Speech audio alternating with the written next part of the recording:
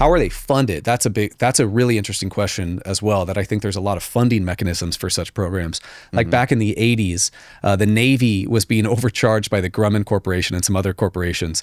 They were being charged like $400 to $600 for ashtrays at like F-14s. And so there's just ashtrays and F-14s. Yeah, ashtrays and F-14s. Wow. And that brings me back to that guy I told you about, Ed at Edwards Air Force Base. After he was done at Edwards, he went on to work at the Pentagon for the Air Force Research Development Test and Evaluation Panel chain. He said in 2 separate years, $34 billion and then $40 billion went missing from the Air Force in non-transfer of authority funds, just completely wiped off the books. You know, I've also been privy to conversations with individuals who have seen cash transactions, huge pallets of cash transacted for UFO legacy programs. And then, of course, you have Catherine Austin Fitts, who talks about really creative funding from the DoD and Housing and Urban Development. And then you got a great story from SAIC, Science Applications International Corporation. And I'd love to tell you a really, really intriguing story about SAIC's kind of contract work, if you don't mind. Oh, yeah.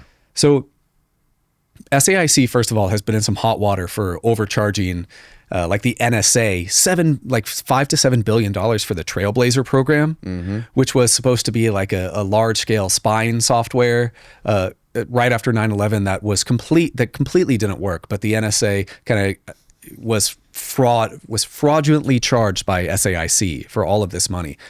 SAIC has enormous contracts, many of which don't make any sense, like a recent $280 million contract with Sandia National Labs, which is a Department of Energy FFRDC, for IT consolidation work. Now, how does IT work? You know, take $280 million. Of course, with SAIC, we've talked about Kirkpatrick. SAIC has insane ties to the Wilson Davis memo. SAIC has ties to Director of Neuro, Bobby Ray Inman. But in 1992, there's a whistleblower from SAIC. Her name's Denise McKinsey. And she actually disclosed in, I think, 2000. And so her story goes, in 1992, she was working at a fabric store at a mall in La Jolla, San Diego. A new part-time girl named Sophia starts working with her. Sophia says, hey, come work for this contractor. It better work. Yeah. And so she shows up expecting an interview at a large contractor. She's hired on the spot at a massive campus that is SAIC, Science Applications International Corporation, La Jolla. She's not even really told what to do besides administrative work on a computer. And that girl who recruited her, Sophia, didn't show up for like another 3 or 4 weeks. So she's just sitting there and having no idea what to do on the job. And eventually a bunch of letters come in while she's working at SAIC that are basically asking for contract updates on DoD and other contractor contracts. These are massive contracts, some in hundreds of $millions, some millions of dollars, some tens of millions of dollars. And she's working in the building where SAIC does all sorts of classified chemical and biological research. Really interesting biochem facility there that probably connects with Battelle Memorial Institute and Dugway Proving Ground. And so she goes to her superiors because she wants to kind of impress them and says, hey, what do I do with these contracts? The superior says, I think the superior right here is named Stanley Stewart that I've actually tried to track down, said, oh, just say we're working on it. So she, being a new employee, doesn't really want to just say we're working on it on massive DoD contracts. So she goes in the file room to find these contract numbers, to find the contracts, to find the programs.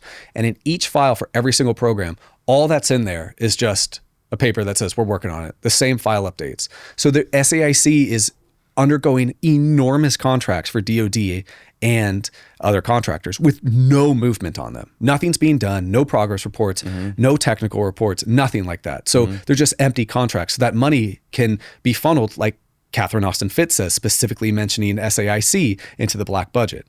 So she goes and tells Sophia, the woman that recruited her eventually, and Sophia freaks out. She gets reprimanded by her superiors. All the files are taken away. She's harassed by one of the bosses, and she eventually quits when she almost chokes on some food and like nobody helps her. But so later on down the line, she's interested to search for Sophia because she never saw Sophia again. In the early days of the internet, she finds Sophia's picture, same first name, different last name, on a CIA operatives database. But the weird thing is that this Sophia girl that recruited her to work at SAIC, remember this took place in 1992, apparently died in 1998.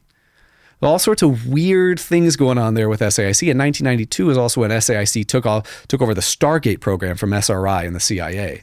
SAIC took over that? Yeah. SAIC, huge into like telepathy, telekinesis. They have lots of reports on it using human subjects for such things.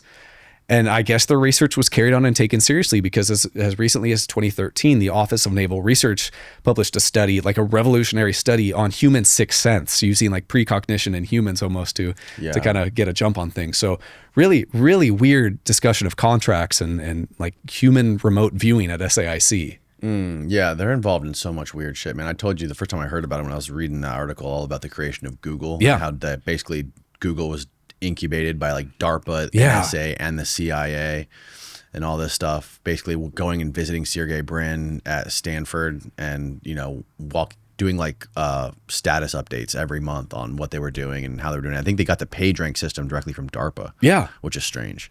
But, you know, if you just understand that history of how Google was created and who they were working with, and look at where we're at now with all the stuff that's going on, you know, how they're basically trying to like influence the narrative of the public and censor certain speech and boost other speech, and using, you know, now, you know, Google basically creates everything from phones to security systems to every application and appliance. Soon they're going to be making your fucking washer and dryer, you know, and it's going to fucking talk to you and have cameras in it. Dryer. So it's just like, okay, this company that was created by like the deep state essentially is now creating all these appliances and software that are integrated into virtually every aspect of your life.